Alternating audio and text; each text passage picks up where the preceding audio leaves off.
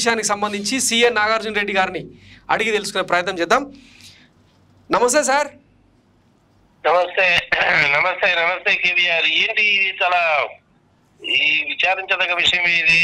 పడక ఇది చివరికి ఏదో ఎస్ సార్, నేను ఎప్పటి నుంచో చెప్తున్నాను కేవీఆర్ సార్. గత 1 year నుంచి కూడాను ఈ టీడీపీ వాళ్ళు ప్లస్ మిగిలినటువంటి వాళ్ళు ఈ పవన్ కళ్యాణ్ వాళ్ళ ఉద్దేశం ఎట్లా ఉందంటే సార్ ఏదో విధంగా చట్టాన్ని వైలేట్ చేయాలి. ఆ చట్టాన్ని వైలేట్ చేసి సంగతి సమాచారం ఏదో చేసి అర్జెంట్ గా సెంట్రల్ గవర్నమెంట్ దగ్గరికి వెళ్ళి గవర్నర్ పాలన పెట్టండి అనాలి. చాలా ప్రయత్నాలు చేశారు. ఆర్థిక పరంగా 10 లక్షల అప్పు అని చెప్పి అదే పని చేశారు. ఆ పొంగనూరులో జరిగిన దానికి అదే పని చేశారు. ఇవన్నీ ఏమి కుదరక చివరికి ఏం చేశారంటే చివరికి ఈయన మీదనే దాడి చేయడం మొదలుపెట్టారు.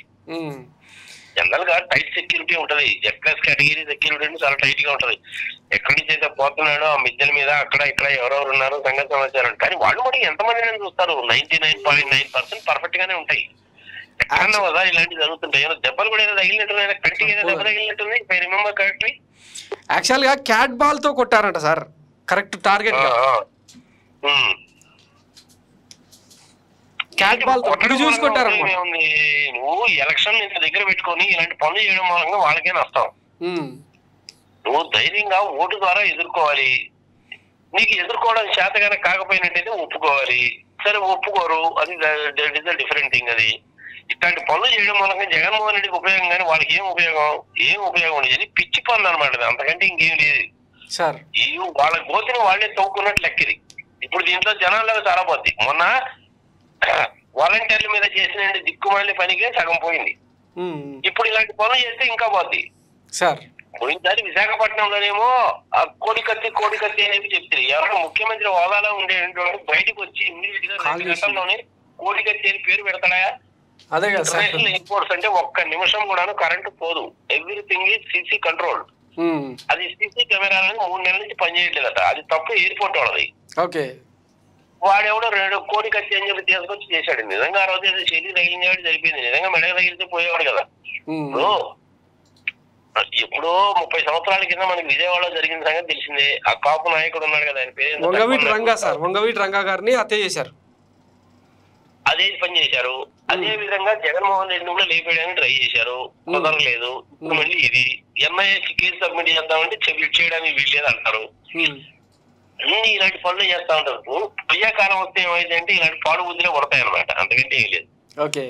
ఓటు ద్వారా ఎదుర్కోవడం చేతగాక, వాళ్ళు చేసిన పనులు చెప్పుకొని ప్రజలలోకి వెళ్ళడము చేతగాక, వాళ్ళ ఎజెండా ఏంటో చెప్పడం చేతగాక, జగన్మోహన్ రెడ్డి చేసిన తప్పులేందో చెప్పడం అనేటువంటిది చేతగాక, వీళ్ళు ఏం చేయదలుచుకున్నారో చెప్పడము చేతగాక చేసేటువంటి నీచ నికృష్ట దరిద్ర దిక్కుమాలిన దౌర్భాగ్యం పనులు.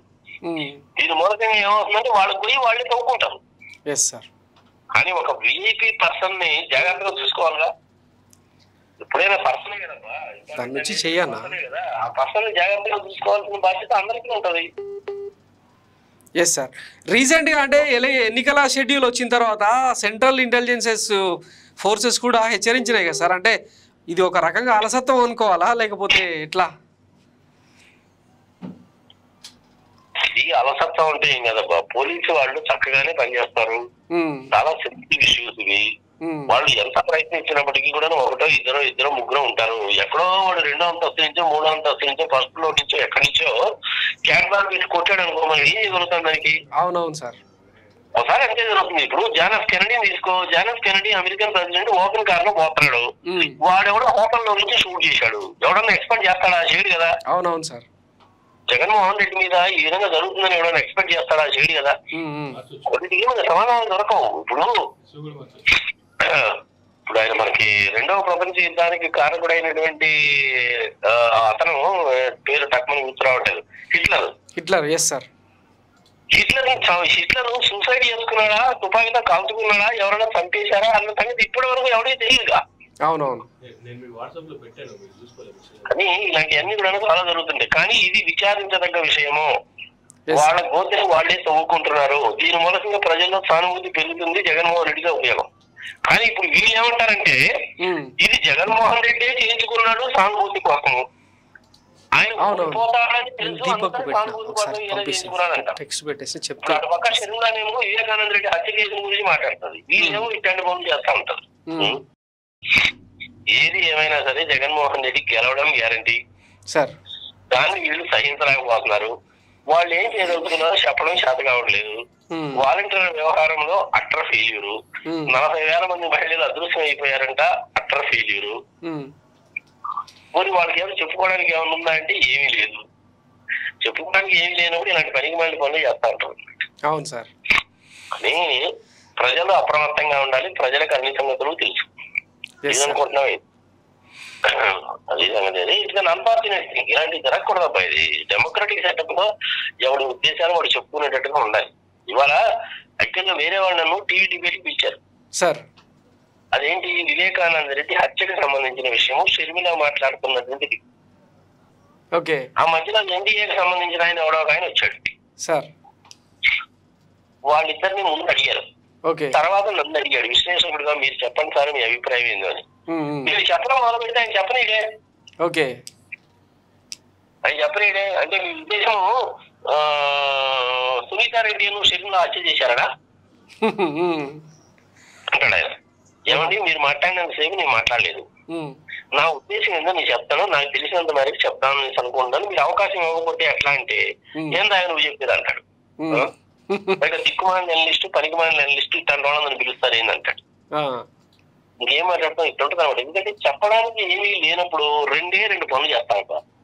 ఒకటి, ఎదుటి వాడిని దుర్భాషలాడి వాడికి విసుగుబుట్టి వెళ్ళిపోయేటట్టన్నా చేస్తాను. అవును.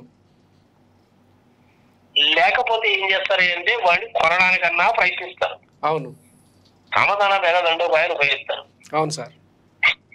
ఇంకా ఏమి చేయలేనప్పుడు ఏం చేస్తారంటే బురదలడం మొదలు పెడతారన్నమాట. అవును. వీళ్ళు కూడా అంతే. ఆ ఎనలిస్ట్ కూడా టీవీలో కూర్చోండి, ఎనలిస్ట్ కూడా ఇంతే, అందుకంటే ఏమడదు. కానీ దురదృష్టకరమైన విషయము, పోలీసు ఎంక్వైరీ చేస్తారు, వాళ్ళు పట్టుకుంటారు, మళ్ళీ కేసు పెడతారు, సంగతి వదిలి నడుస్తున్నాను. ఏది ఏమైనా ఇలాంటి వాటన్నిటి కూడా జగన్మోహన్ రెడ్డి తెడిచేవాడు కాదు, భయపడే రకమే కాదు. ఎంత భయపెడితే అంత ఇంకా ఎక్కువ చేస్తాడు. అదే ఆయన నైజం. చేయడం మూలకంగా వాళ్ళకే నష్టం స్వామి. చంద్రబాబు నాయుడు గారు, పవన్ కళ్యాణ్కి నష్టం, వాళ్ళకి ఆ సంగతి అర్థం కావాలా. అవును. అది అర్థం చేసుకోవాలి. మొదలు ప్రజలని ఒప్పించి మెప్పించి వాస్తవాలు చెప్పి నువ్వేం చేయదలుచుకున్నావో చెప్పి ప్రజల దగ్గర నుంచి ఓట్లు సంపాదించుకొని అధికారంలోకి రా. నువ్వు మాట్లాడేటప్పుడు ఒకటో రెండో అవతల వాళ్ళు చేసిన తప్పులు ఏమైనా ఉంటే ఈ తప్పులు నేను ఈ విధంగా సరి చేస్తానని చెప్పు. ఓకే. మొట్టమొదటిలోనేమో ఈ వాలంటీర్ల మీదేమో చెప్తివి సార్, 5,000 రూపాయల ఉద్యోగమా, దాన్ని ఉద్యోగం అంటారా, కోన సంచులు మధ్యాహ్నం మగోళ్ళు లేనప్పుడు తలుపులు కొడతారు, బియ్యం బస్తాలు మోస్తారా, కరివేపాకు పంచుతారా అని చెప్పి హేళనగా మాట్లాడి. అవును. ఇప్పుడేమో నేను అధికారంలో కనుక వచ్చినట్టయితే 30 ఏళ్లకి ఇస్తాను, నేను 50 ఏళ్ళు జగన్మోహన్ రెడ్డి చెప్పాడు, 30 ఏళ్లకే నేను వాలంటీర్కి పెడతాను, 10,000 డబ్బులు ఇస్తానంటాడు. అవును. అరే ఇప్పుడు ఇచ్చేయండి 5,000 10 లక్షల కోట్లు అప్పయిందని చెప్పి మీరే అంటున్నారు కదా, మరి 10,000 కనుక ఇచ్చేది 20 లక్షల కోట్లు అవుతుంది కదా అని చెప్పి నాలాంటి వాడు అంటే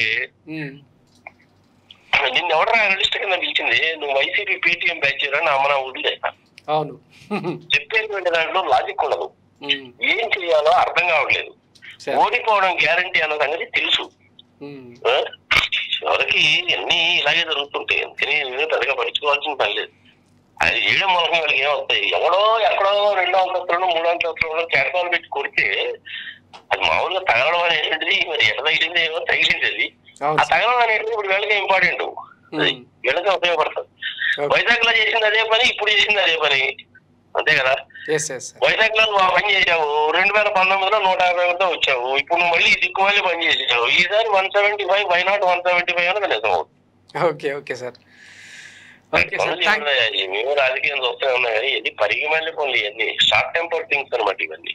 ఓకే. ఓకే. ఇంకా thank you very much sir, చాలా వాల్యుబుల్ వర్డ్స్ చెప్పారు. రైట్ అయితే ఓకే.